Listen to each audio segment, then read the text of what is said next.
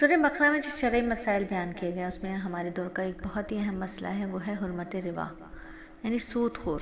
سود خور کو اللہ رب العزت نے اس شخص کے ساتھ تشبیہ دی ہے جو جنات اور شیاطین کے اثرات کی وجہ سے خپتی اور دیوانہ ہو جاتا ہے۔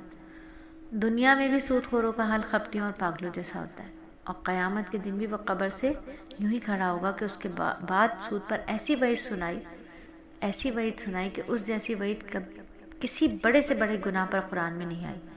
کتنی بڑی وعید ہے، اس سے بڑی کوئی وعید قرآن میں نہیں آئی۔ ارشاد ہوتا ہے، اے ایمان والو اللہ سے ڈرو اور لوگوں پر تمہارا جو سود باقی رہ گیا ہے اگر تم واقعی مومن ہو تو اسے چھوڑ دو، لیکن اگر تم نے ایسا نہیں کیا تو پھر تمہارے لیے اللہ اور اس کے رسول کی طرف سے اعلان جنگ ہے۔ اور جنگ بھی کس کے ساتھ ہے؟ اللہ اور اللہ کے رسول کے ساتھ۔ تو کوئی یہ جنگ جیت سکتا ہے؟ یہ تو کوئی جنگ جیت ہی نہیں سکتا، اتنی خطرناک بات۔ تو پھر یہاں یہ امر قابل غور ہے کہ قرآن نے صدقے کے فضائل اور آداب بیان کیے پہلے، اور پھر اس کے بعد سود کے نقصان اور تباہ کاریاں بیان کی۔ اصل میں صدقہ کیا ہے؟ صدقہ اور ربا دو متضاد نظام ہے۔ سود کا نظام الگ ہے اور صدقے کا نظام الگ ہے۔ مال دونوں میں بڑھتا ہے۔ صدقے میں جو ہوتا ہے وہ احسان ہوتی ہے، پاکیزگی ہوتی ہے، تعاون کا جذبہ ہوتا ہے، جبکہ سود میں بخل ہوتا ہے، گندگی ہوتی ہے، خود غرضی ہوتی ہے۔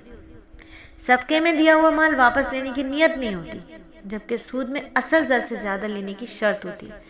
صدقے سے آپس میں محبت بڑھتی ہے، جبکہ سود سے باہمی نفرت میں اضافہ ہوتا ہے۔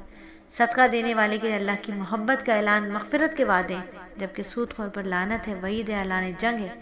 سود کے نفسیاتی، اخلاقی، معاشی اور معاشرتی نقصانات اتنے واضح ہیں کہ اب جو سود کا کام کرتے ہیں نا، جو سود کی حمایت میں بازبانیں چلتی تھی، وہ بھی دبی زبان سے ان کے اعتراف کرتی ہیں کہ ہاں سود غلط چیز ہے۔ سود سے اللہ کی ناراضگی ہے، برکت کا خاتمہ ہے، معاشرتی ظلم ہے، سود روحانی تباہی ہے۔ سود لینے سے دل سخت ہو جاتا ہے، تقویٰ نہیں رہتا، آخرت کا عذاب ہے۔